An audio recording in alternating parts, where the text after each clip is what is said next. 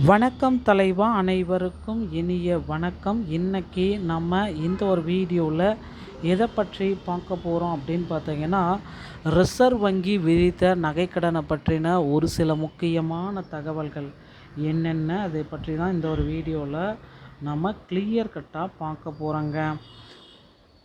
வங்கி மற்றும் நிதி நிறுவனங்களுடைய தங்க நகைக்கடன் வைத்திருப்பவர்களுக்கு பயனளிக்கும் வகையில் இந்திய ரிசர்வ் வங்கி வெளியிட்டுள்ள 2 முக்கியமான அறிவிப்புகளை இந்த தகவல் விளக்குகிறது.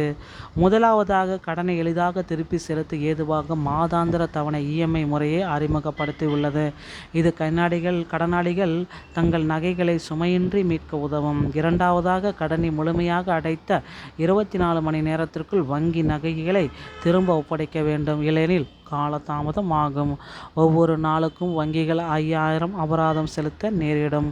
மேலும் உரிமையாளர்களுக்கு தெரியாமல் நகைகளை ஏலம் விடுவதையும் தடுக்கவும் ஏல நடைமுறைகளில் வெளிப்படைத்தன்மையை கொண்டு வரவும் கடுமையான விதிகள் வகுக்கப்பட்டுள்ளன.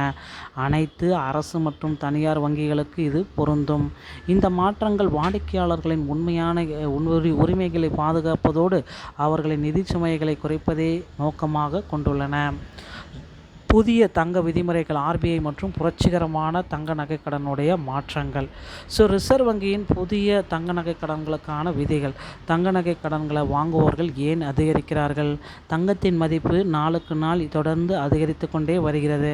இதனால் நடுத்தர மக்கள் அவசர தேவைகளுக்காக தங்கத்தை அடகு வைக்கிறது பெருமளவில் அதிகரித்துள்ளது. அதிகரிக்கும் தேவை அவசியமான பாதுகாப்பு. உங்கள் நகையை எங்கு அடகு வைப்பது, எதுதான் உங்களுக்கு பாதுகாப்பாக இருக்கும், அதுதான் நீங்கள் தெரிஞ்சுக்கணும். பொதுத்துறை மற்றும் ரிசர்வ் வங்கிகளுடைய கட்டுப்பாடுகள். கடன் தொகை சற்றே குறைவு, ஆனால் தனியார் வங்கிகளில் அதிகம். வட்டி விகிதம் மிகவும் குறைவு, லாபகரம் மிகவும் அதிகம், சுமை. பாதுகாப்பு, ஆர்பிஐயின் முழுமையான கட்டுப்பாடுகள் மற்றும் பாதுகாப்பு. குறைந்தபட்ச பாதுகாப்பு, தனியார் நிதி நிறுவனங்கள். புதிய சலுகைகள், இஎம்ஐ மற்றும் ஆர்பிஐயுடைய விதிமுறைகள் கட்டாயம். விதிமுறைகள் தனியார் நிறுவனங்களில் மாறுபடும். பழைய முறை வாடிக்கையாளர்களை சிக்க வைத்த பொறிகள் இதுதான். மொத்த தொகையை செலுத்தும் சுவை. நகையை மீட்க அசல் மற்றும் வட்டி முழுவதையும் ஒரே நேரத்தில் செலுத்த வேண்டும். பணம் கட்ட முடியாத சூழ்நிலையில் நகையை வங்கி நிரந்தரமாக பறிமுதல் செய்யும் அபாயம். இந்த மொத்தமாக கட்டுறதை இஎம்ஐயாக மாற்றி கொடுங்க அப்படின்றத தற்சமயம் இப்போ பண்ணியிருக்காங்க. ரிசர்வ் வங்கியினுடைய ஆர்பிஐடைய முக்கிய தலைமையின் அடிப்படையில் 3 விதிகள். 1, உரிமை 1 இஎம்ஐ புரட்சி, மொத்த சுமையை குறைக்க முடிவு, மாதாந்திர தவணை முறை. 2, வெளிப்படையான ஏலம், வாடிக்கையாளர்கள் இன்றி இனி ஏலம் நடக்காது. 3, 24 மணி நேர கேரண்டி, கடன் முடிந்தவுடன் உடனடியாக நகையை 24 மணி நேரத்தில் திரும்ப வாங்கிக்கலாம். இஎம்ஐ எப்படி செயல்படுகிறது?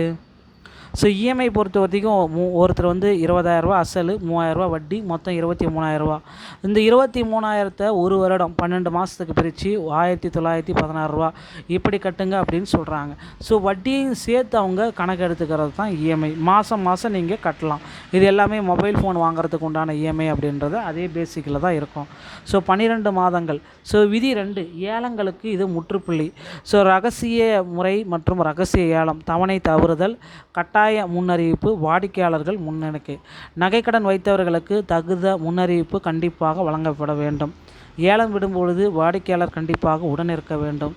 வாடிக்கையாளர்களுக்கு தெரியாமல் ரகசியமாக ஏலம் விட்டால் வங்கிகள் மீது கடும் எச்சரிக்கை. 24 மணி நேரத்தில் உங்களுடைய தங்க நகையை அவங்க திருப்பி கொடுத்துடணும். பழைய சாக்குப்போக்கெல்லாம் சொல்லக்கூடாது. ஆடிட்டிங் 2 நாள் கழித்து வாருங்கள் என்று சொல்லக்கூடாது. புதிய சட்டம், கடன் முழுமையாக அடைக்கப்பட்ட பிறகு 24 மணி நேரத்துக்குள்ளார உங்கள் நகையை ஒப்படைக்கப்பட வேண்டும். தேவையற்ற அலைக்கழிப்பு இதனால் நீக்கப்படுகிறது. வங்கி தாமதப்படுத்தினால் 5000 ரூபாய் அபராதமும் படுத்துகிறாங்க. இது பணம் செலுத்தும் முறை, மொத்த சுமை, எளிமையான ஆப்ஷன் இஎம்ஐ, ஏல நடைமுறை ரகசிய ஏலம், வெளிப்படைத்தன்மை மூலம் வாடிக்கையாளர் முன்னிலை கட்டாயம், நகை திரும்ப பெறுதல், ஆடிட்டிங் என்ற பெயரில் பல நாட்கள் தாமதம், புதிய முறை 24 மணி நேரத்துக்குள்ளார வந்துடணும். இதை பேஸ் பண்ணி தாங்க வங்கிகள் தற்சமயம் சேர்க்கிறாங்க. இந்த விதிகள் எந்தெந்த வங்கிகளுக்கு பொருந்தும் அப்படின்னு பார்த்தீங்கன்னா, SBI, Indian banking, IOB, Canara bank, HDFC, ICI, city union, இந்த மாதிரி அனைத்து வங்கிகளுக்குமே இது பொருந்தும். அடுத்து நகைக்கடனுக்கான 3வது பாயிண்ட்டுடைய செக்லிஸ்ட்டு. வங்கிகளை தேர்ந்தெடுங்க, இஎம்ஐ வசதியை கேளுங்க, உங்கள் உரிமையை நினைவில் வச்சு நீங்கள் கடனை வாங்குங்க அப்படின்ட்டு குறிப்பிட்டு சொல்கிறாங்க. ஸோ நகைக்கடன் தள்ளுபடி குறித்த அறிவிப்பை முதல்வர் விஜய் அவர்கள் இந்த வாரத்தில் வெளியிடுவார் அப்படின்றது எதிர்பார்க்கலாம். இந்த தகவல்கள் உங்களுக்கு பிடிச்சிருந்தால் நீங்கள் நம்முடைய சேனலோட இணைந்திருங்கள். மீண்டும் ஒரு நல்ல தகவலோடு நான் உங்களை சந்திக்கிறேன். நன்றி, வணக்கம்.